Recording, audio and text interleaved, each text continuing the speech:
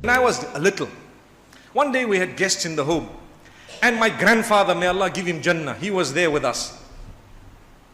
And he was looking at me. He couldn't hear properly, you know. At that age, he was about 86, 87.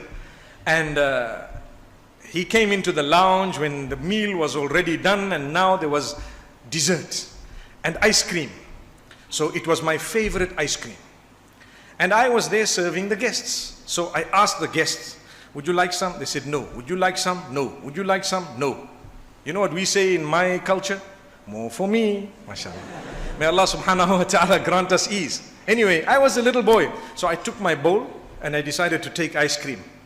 Now, you know when you're young what happens. You take a big scoop and you look at it and you say, this is my favorite, take another scoop, put it, and my grandfather just watching. I promise you, it wasn't so bad, but I ate it and these people had some tea or something else. When they went, my grandfather called my mother and he said, you see this son of yours, you have not taught him manners. I'm sure you people have had this happening, right? You have not taught him manners. She says, what happened? He took all the ice cream himself and the guests he didn't even give them.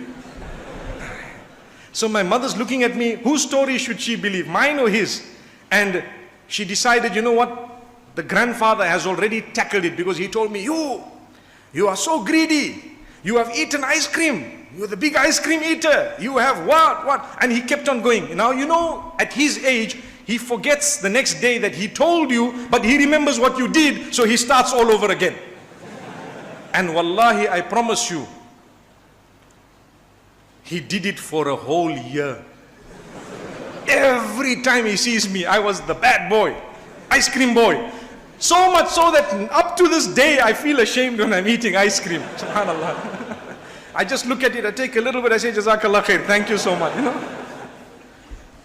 The point is, you know, a small ice cream thing, you don't for one whole year, may Allah give him Jannah, he did it out of love. Trust me, I have no ill feeling, I love him so much, may Allah give him Jannah. He was a great man, he used to read one Quran every few days, he was such a pious person.